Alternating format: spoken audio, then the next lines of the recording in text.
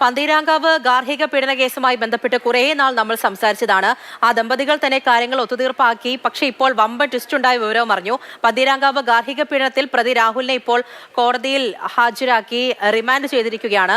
ഹൈക്കോടതി തീർപ്പാക്കിയ ഗാർഹിക പീഡന കേസിലെ യുവതിയെ ഇന്നലെ വീണ്ടും ഭർത്താവ് മർദ്ദിച്ചിരുന്നു എന്നുള്ളതാണ്. മീൻ കറിക്ക് പുളി കുറഞ്ഞെന്ന കാരണത്തിലാണ് ഇത്തവണ രാഹുൽ പി ഗോപാൽ ഭാര്യയെ ആക്രമിച്ചത്. രാഹുൽ കെ വി വിവരങ്ങളുമായി ചേരുന്നുണ്ട്.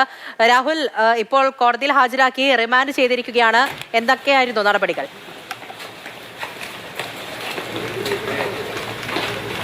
പൂജ, രണ്ടാഴ്ചത്തേക്കാണ് പ്രതി രാഹുൽ പി ഗോപാലിനെ റിമാൻഡ് ചെയ്തിട്ടുള്ളത്. Kozhikode judicial first class magistrate 3 കോടതിയിൽ ഹാജരാക്കിക്കൊണ്ടാണ് പോലീസ് ഈ നടപടി പൂർത്തിയാക്കിയത്. വൈദ്യപരിശോധനയ്ക്ക് ശേഷം അല്പസമയം മുമ്പാണ് പ്രതിയെ കോടതിയിലേക്ക് എത്തിച്ചത്.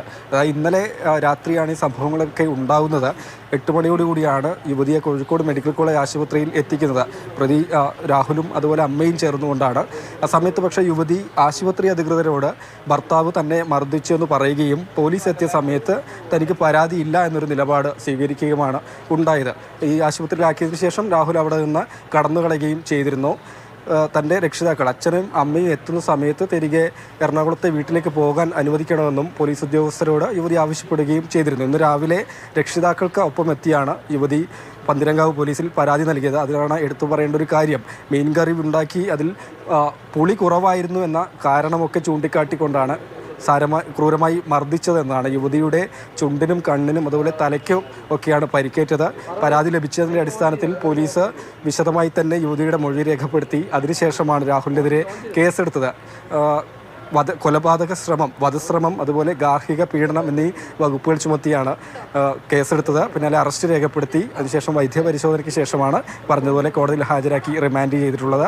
അല്പസമയത്തിനകം തന്നെ രാഹുലിനെ ജയിലിലേക്ക് മാറ്റും എന്നതുകൂടിയാണ്.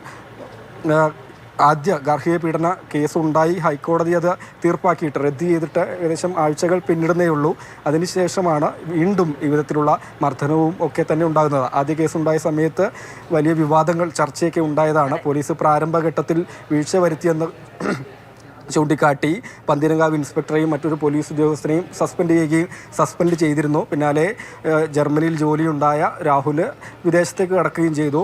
പോലീസ് ബ്ലൂ കോർണർ നോട്ടീസൊക്കെ പുറപ്പെടുവിച്ച് അന്വേഷണം നടക്കുന്നതിനിടെയാണ് തനിക്ക് രാഹുലിനെതിരെ പരാതിയില്ല എന്ന് ചൂണ്ടിക്കാട്ടി യുവതി രംഗത്ത് വരുന്നത്. ആദ്യം തൻ്റെ സോഷ്യൽ മീഡിയ അക്കൗണ്ട് വഴി ഒരു വീഡിയോ പങ്കുവെക്കുകയാണ് ചെയ്യുന്നത്. അച്ഛൻ്റെയും അമ്മയുടെയും നിർബന്ധത്തിന് വഴങ്ങിയാണ് പീഡന പരാതി ഉന്നയിച്ചതെന്നതാണ് യുവതി ആ ഘട്ടത്തിൽ ചൂണ്ടിക്കാട്ടിയിരുന്നത്. പിന്നാലെ ഹൈക്കോടതിയിലേക്ക് പോവുകയായിരുന്നു. ഹൈക്കോടതി രണ്ടുപേരെയും കൗൺസിലിങ്ങിന് നിർദ്ദേശിച്ചുകൊണ്ടൊക്കെയാണ് ഈ കേസ് തീർപ്പാക്കിയിരുന്നത്. പക്ഷേ പിന്നീട് ഈ വിധത്തിലുള്ള കാര്യങ്ങളാണ് സംഭവിച്ചിട്ടുള്ളത്.